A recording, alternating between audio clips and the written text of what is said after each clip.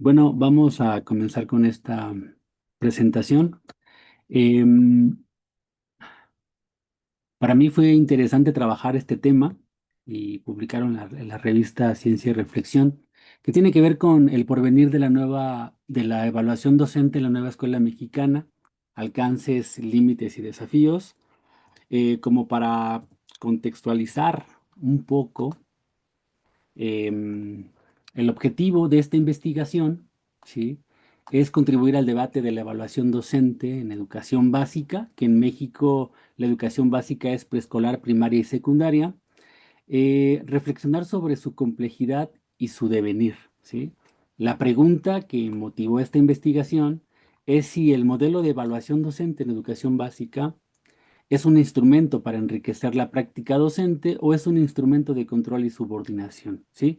Aquí cabe hacer mención que esta investigación adquiere cierta connotación, cierto relieve, porque en la reforma 2013 en México, a nivel de educación básica, esta reforma lo que hizo fue vincular los resultados de la evaluación docente con la permanencia en el empleo. Esto fue una bomba para los maestros, ocasionó una revuelta en varios estados de la República Mexicana. Hubo, pues, aparte de manifestaciones, plantones en el Zócalo de la ciudad. Bueno, en ese momento, me parece, no sé si era el DF o la Ciudad de México. Pero bueno, también hubo en Nochistlán en 2016, hubo 8 muertos. La evaluación en un inicio fue una evaluación que, pues, en varios momentos se le llamó una evaluación militarizada. ¿Por qué? Porque a los maestros tenían que acudir a los centros de evaluación, los cuales estaban resguardados por militares y policías para que se pudiera llevar a cabo, ¿no?, este tipo de evaluaciones. Así que bueno, ese es como el contexto. En el 2018 entra un nuevo gobierno. Recordemos que en el 2013 fue el PRI y en el 2018 entra Morena, encabezada por el expresidente Andrés Manuel López Obrador, ¿no? Entonces había una cierta esperanza de un cambio. Entonces justo ahí es donde adquiere un poco de relevancia esta investigación. También les comparto que se trataba de hacer un balance crítico de lo que sucedió en el 2018-2024, que es el periodo de la investigación.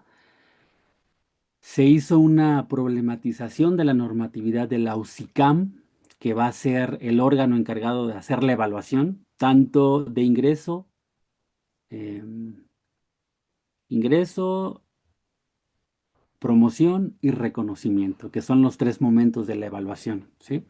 Y bueno, esta evaluación fue de corte cualitativa, con un análisis de tipo documental en el cual se observaron, se analizaron, se revisaron las características de la evaluación docente, enfoques, etapas, mecanismos, ¿sí? Algunos de los documentos claves que revisamos fueron todos acorde a la reforma educativa, que fue, les comentaba, la reforma educativa del 2019. Y bueno, pues la revisión documental que hicimos principalmente se basó en las leyes secundarias, ¿no? En este caso fue la Ley General del Sistema para la Carrera de las Maestras y los Maestros, de la cual se crea la UCICAM, que es la unidad del sistema para la carrera de las maestras y los maestros.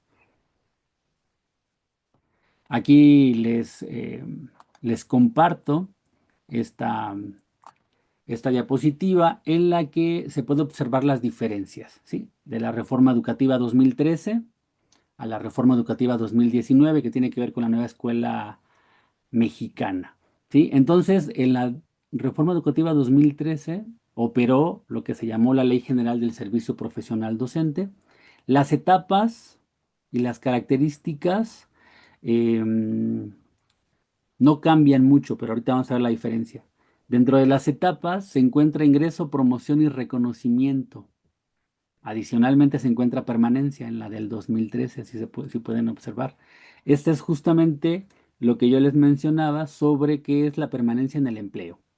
Si sales mal en las evaluaciones, eh, pues serás despedido o serás reubicado. Esto, no sé si alguno de ustedes ha tenido experiencia laboral en educación básica, pero yo creo que es bien sabido que el maestro de educación básica tiene una carga de trabajo muy grande, ¿no? Muy grande, el trabajar con niños, con adolescentes. Y si a eso le sumamos una evaluación docente, que si no sales bien vas a ser reubicado o despedido, el estrés que se generó en esta etapa fue mayúsculo, ¿no? Hubo muchas investigaciones, eh, representaciones sociales, análisis, para dar cuenta sobre lo que los maestros estaban viviendo en ese momento y era un desastre, ¿no? Era mucho estrés. Muchos maestros se tuvieron que jubilar con anterioridad para que fueran respetados sus derechos laborales. Y bueno, ¿cuáles fueron las características de este modelo de evaluación? Era obligatoria, no había manera de zafarte. Este modelo estuvo influenciado por los organismos internacionales, ya saben, el Banco Mundial, el Fondo Monetario Internacional, la OCDE, y bueno, vinculada a la permanencia en el empleo. Ahora bien, viene el cambio, viene la reforma. ¿Qué es lo que hace Morena al frente del gobierno con la educación y en específico con la evaluación docente? Va a eliminar justo la etapa de permanencia, ¿sí? Solamente se va a quedar con ingreso, promoción y reconocimiento. La evaluación ya no va a ser obligatoria, va a ser voluntaria, va a ser diagnóstica y se apuesta porque no atente contra sus derechos laborales. Eso es lo que se dijo en el discurso en un inicio y ahorita vamos a ver qué es lo que ha pasado. Dentro de los hallazgos encontramos que efectivamente se eliminó la evaluación punitiva, no así el marco normativo que la hacía funcional, ¿sí? Se mantiene un enfoque basado en la rendición de cuentas, con una visión gerencial. No se promueve la retroalimentación. La retroalimentación para un maestro es necesaria, es una manera de aprendizaje, es una manera de tener en cuenta las áreas de mejora, las áreas en las que hay que mejorar. Y entonces, si no hay retroalimentación, los maestros se preguntan, ¿no? Entonces, ¿cuál es el sentido de la evaluación? Por otro lado, se impulsa la evaluación estandarizada. Dentro de las etapas que les acabo de mencionar, persiste el uso del examen como principal instrumento de evaluación, ¿sí? Hay otros, se va ampliando el número de instrumentos, que eso es favorable, pero el principal, el que tiene mayor peso, es el examen. Se refuerzan mecanismos de control burocrático y administrativo. Los procesos de evaluación se realizan en línea. Eso es otra cosa que también se pudo observar, ¿no? Que todo, desde inicio a fin, todo el trámite, el examen, todo es en línea. Entonces, por ejemplo, México es un país muy extenso, alrededor de 1.200 maestros de educación básica, y hay zonas en las que no hay internet, ¿no?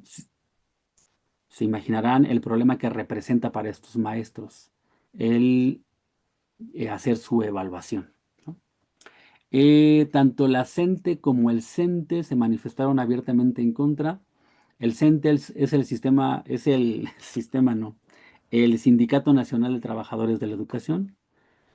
Son los dos sindicatos que operan en México y los dos se manifestaron en contra porque encontraron que los mecanismos de evaluación no favorecían el aprendizaje de los maestros y sí estaban atentando contra, em, contra el trabajo de los maestros, ¿sí? Lo anoté. Tenemos todavía 2 minutos. ¿En qué sentido se atenta con los derechos laborales del magisterio? Desde la reforma 2013 se estableció que los maestros, que el régimen laboral de los maestros que se encontraba en el artículo 123 constitucional apartado B, pasaran al artículo tercero, ¿sí?